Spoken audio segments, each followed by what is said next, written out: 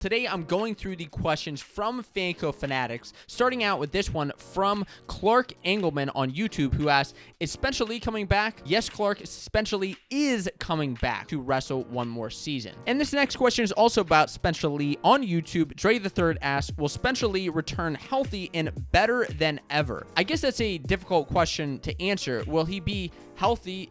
Yes, but is every single wrestler like 100% healthy that even wrestles? No, I don't think so, just because it's such a big grind on your body. I think he got his surgeries, and you see him posting videos on social media already with him like doing pull-ups and doing different drills, and like he appears healthy. He appears like he is very healthy. Will he be better than ever? You have better than ever as far as like, you know, you learn more every day, you improve every day. Better than ever, yes. As he as healthy as he's ever been?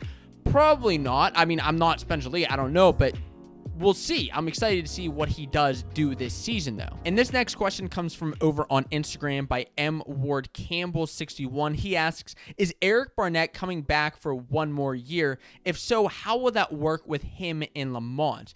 And what he's referring to here is that Eric Barnett in Wisconsin's lineup is the starting 125-pounder in All-American from last season. Taylor LaMont is transferring in from Utah Valley. He's also an 125-pounder. Wasn't an All-American this past season, but has been in the past. So, like, you got two All-Americans at 125. Well, one that's not unheard of for something like that to happen. I mean, just look at Penn State's lineup. But Taylor LaMont is expected to bump up to 133 pounds. And Daton Fix, of course, is a hot topic of discussion.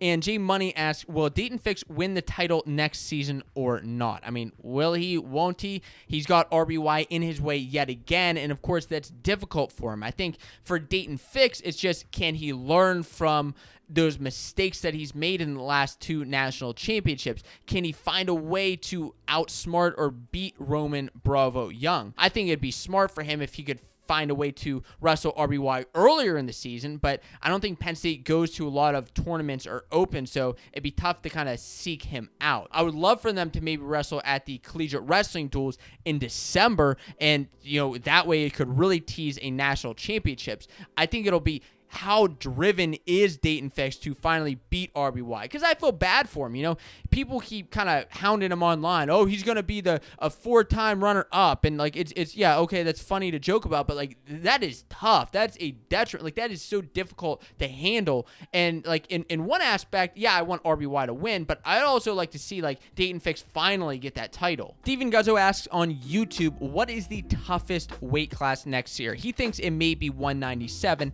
and I see why, with AJ Ferrari back in the fold, Max Dean back, and then Jacob Warner, who all those guys are just like neck and neck, quite honestly. They've all had like very close matches.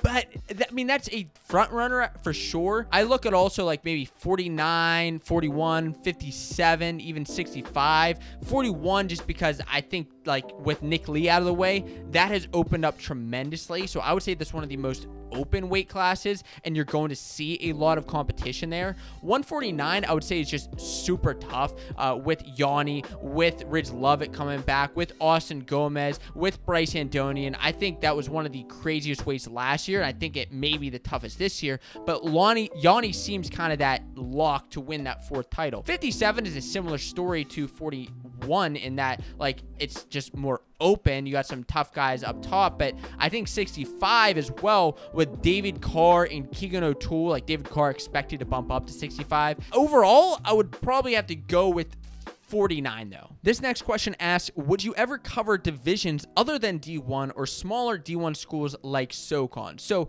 other than D1, probably not, just because Fanco Wrestling is a D1 collegiate wrestling news and discussion channel. Occasionally I'll bring up some things on like social media, but for the most part it's D1 only. As far as smaller schools, I actually cover smaller schools all the time. I know a lot of times I get like kind of branded as like a Big Ten, Penn State and Iowa, and that's it. Well, those are the biggest news topics, but a lot of times you're going to see me bringing up these smaller schools in my Dark Horse videos, in other type of videos like that. So I do talk about them a lot. And actually honestly, over on social media a lot too. This next one comes from one of our awesome Fanco fanatics over on Patreon, and Nicholas Rodriguez is talking about freestyle and worlds, and he says the rules have changed a lot, and he's wondering, like, there's folk style in college, but like, why not internationally, as well as if we, and talking about the US, would have more success if there was a priority to succeed more than folk style. And I mean, I've heard kind of both arguments as to why freestyle should or shouldn't be in college wrestling. Women's wrestling is freestyle, and men's, like, when should guys be introduced to that? Because a lot of guys actually aren't introduced to freestyle until, like, honestly, like middle school, even high school age, and a lot of guys even in college. But would that be better for Team USA? Sure, but I have also heard that, like, you learn a lot from folkstyle that you can bring over to freestyle that these international guys don't necessarily see when they're growing up. So I guess it's why don't you see folkstyle? Well, you're not going to see the entire international class change one set of wrestling. Like, you'd have a better chance at college changing freestyle to freestyle over folkstyle rather than the entire world changing to folkstyle. Like, that's a lot of moving parts. Do I think that will ever happen?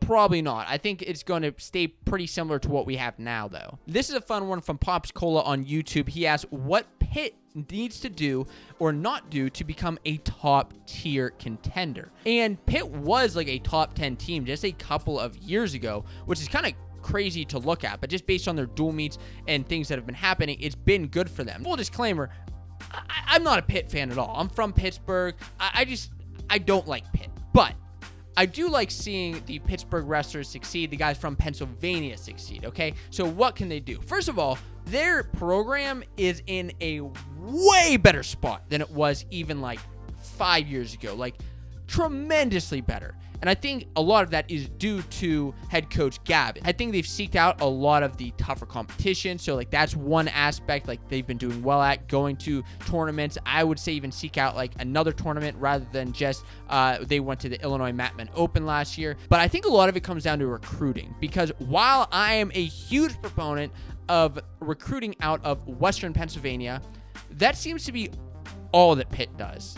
They seem to be recruiting just out of WPIAL in Western Pennsylvania. A lot of the toughest guys from the WPIAL are going elsewhere. They're going to Penn State or other Big Ten schools and aren't sticking within Pitt. I think Pitt needs to expand its recruiting net, look at other regions, see who else is doing well. And I think you're going to see a little bit of that this season with some transfers coming in with DeJon Casto, the Heller brothers. I think you're going to see some success for Pitt there to really then, step up, maybe jump up a little bit of levels. Why do I say recruit outside of just Pennsylvania? You have guys who come from different states, different clubs, different teams that are going to bring in these different techniques and styles rather than just like, the typical Pennsylvania style, which is still fantastic, one of the best in college, but you need a little bit of diversity there. Dacking Marley asks on Instagram, how did Clarke from UNC go from 0-2 at ACCs to making the national finals? And honestly, that's like the question of the year. How on earth did he go 0-2 at ACCs? Not even like make an automatic qualifier. He had to be an at-large wild card bid to nationals and then make the finals. To be honest with you, it's just momentum. Like, crazy things happen at the national championships. You have to remember, this is the field of the 33 best guys in the entire country at that weight class wrestling at nationals. Okay, these are the best of the best. On any given weekend, those brackets can change, crazy things happen. Clarke just, honestly, he got on a roll and started winning and winning and winning, and he even gave Nick Lee a pretty good start to the national finals match, and he battled him a little bit. I mean, I think Nick Lee was just kind of out of his league, but like, it goes down to momentum.